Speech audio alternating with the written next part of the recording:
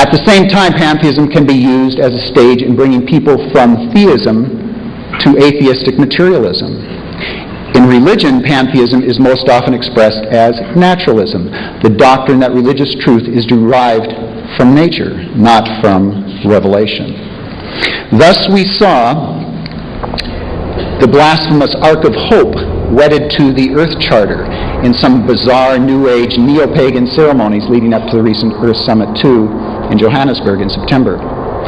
The Ark of Hope, as it is called, is a sacrilegious mockery of the biblical Ark of the Covenant constructed by Moses to bear the Ten Commandments. We published an article about that, of course, in the New American, and that has stirred a great deal of interest all around.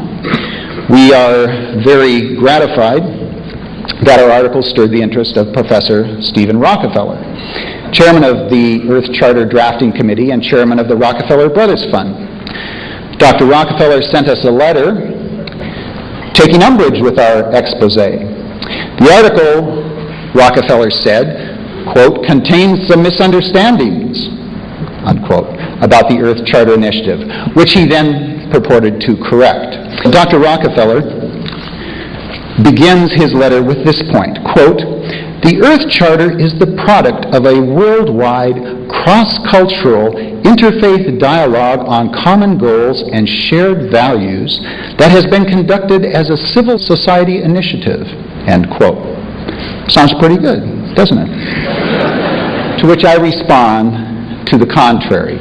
The global campaign for the Charter is not a grassroots bottom-up effort, but a closely controlled top-down operation masquerading as dialogue. The Charter was cobbled together under the leadership of Dr. Rockefeller, along with lifelong communist Mikhail Gorbachev, representing Green Cross International. It also included Earth Summit 1 General Secretary Maurice Strong, representing the Earth Council, and representatives from the government of the Netherlands. So, who are the eminent persons, as Gorbachev calls them, who have drawn up this Charter's principles to guide the conduct of individuals, organizations, businesses, and governments, and transnational institutions? That's what they claim it's for. Well, Leonardo Boff, the radical Marxist author and proponent of liberation theology. Some of the more familiar names at Green Cross International include Yoko Ono, widow of John Lennon, Robert Redford, Ted Turner. Earth Council luminaries include Jimmy Carter, Robert McNamara, Bishop Desmond Tutu. Not exactly your grassroots representatives. Now, Dr. Rockefeller and his associates will no doubt point to the Earth Charter community summits that took place in dozens of cities around the world on September 28th as proof that the Charter has global popular support. The so-called community summits demonstrated that in spite of all of the hype and funding that have been lavished on this effort, popular support is nil.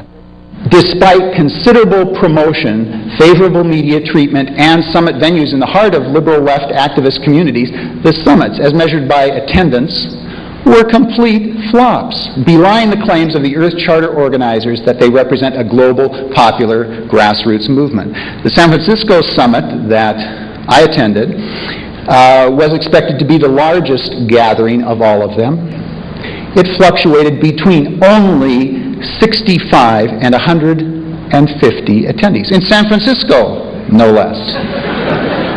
The largest summit attendance appears to have been in Burlington, Vermont, which boasted a high, during its highest point there when Dr. Rockefeller was there, of 350 to 400 in attendance. That was, of course, Dr. Rockefeller's home ground, and obviously Rockefeller money helps, but it was still a flop by any realistic standard. The organizers and the attendees of the summits proved to be the ultra-radical political and environmentalists.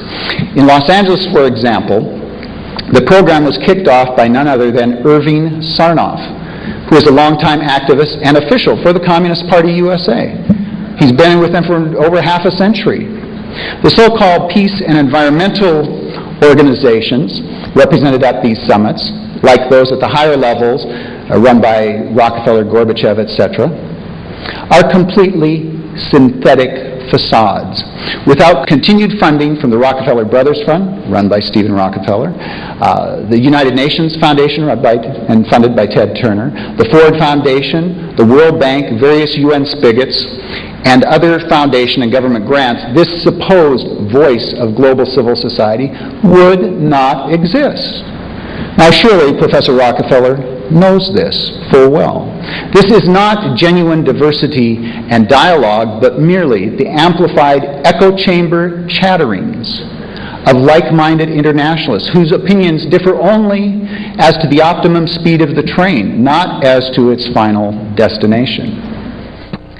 Another Rockefeller point, quote, "The Earth Charter encourages the religions of the world and faith communities to embrace an ethic of respect and care for all people. It is not the purpose or interest of the Earth Charter Initiative to create a new world religion." End quote. Dr. Rockefeller knows better than this, for he has been at the forefront of the movement to create a new age global syncretic faith for many years. Along with other members of the Rockefeller family, he has been one of the major patrons of the Episcopalian Cathedral of St. John the Divine in New York City. It is one of the most prestigious fronts of New Age proselytizing and has been for decades.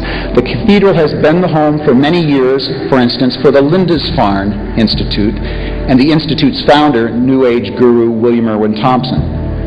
According to Thompson, quote, "We have now a new spirituality, what has been called the New Age movement. The planetization of the esoteric has been going on for some time. This is now beginning to influence concepts of politics and community and ecology. This is the Gaia, Mother Earth politique, planetary culture. What's more," says Thompson, "the time, quote, of the independent nation state, sovereign nation state with sovereign individual in his private property is over, just as the Christian fundamentalist days are about to be over," end quote. Yes, these schemers intend to put an end to national sovereignty, to individuality, to private property, and to Christianity. Rockefeller's close friend and fellow Earth Charter promoter, Maurice Strong, is a longtime officer in this same William Irwin Thompson's Lindisfarne Center and shares his New Age occult Christian beliefs. Let us remind you, Maurice Strong has been one of the key people in producing this Earth Charter. Back to Rockefeller.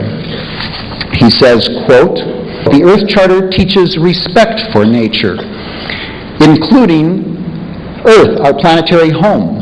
But there's nothing in the Earth Charter about worship of Earth," end quote. True, the Earth Charter does not explicitly say anything about worshiping the Earth, but in this it follows the pattern of most UN documents, which are notorious for vague verbiage that sounds innocent until it is officially interpreted by internationalist experts. But the Earth Charter advocates and their UN allies have by word and deed shown that neo-pagan Earth worship is precisely what they are promoting. They are proceeding as rapidly and as openly as they dare, hoping not to alarm any large segment of the world's religious communities with their subversive agenda before it has become firmly set in place.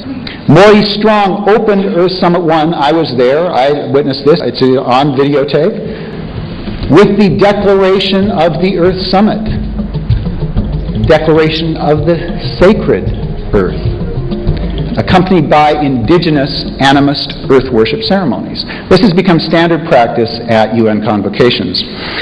Mr. Strong also declared there, quote, "We must transform our attitudes and values and adopt a renewed respect for the superior laws of divine nature," end quote, divine nature.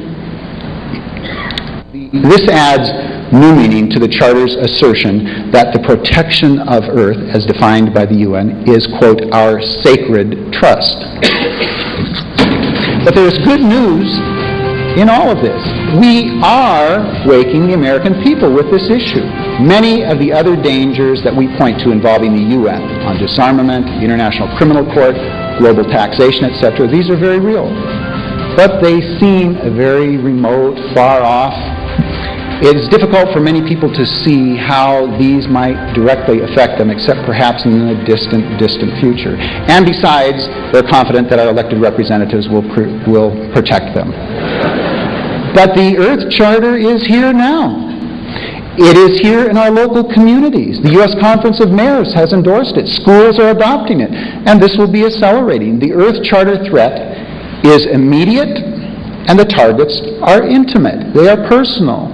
The targets are our children, our families, our communities, and our deepest religious convictions. And that is our advantage. People do rise to the occasion, just the instinct for survival when these things are attacked. And once the true agenda of the Earth Charter is understood, it is so blatantly anti-American, anti-family, anti-Christian, and anti-God that this can become the issue to wake the sleeping giant. So let's use it. And with God's help, we'll succeed in this. God bless you.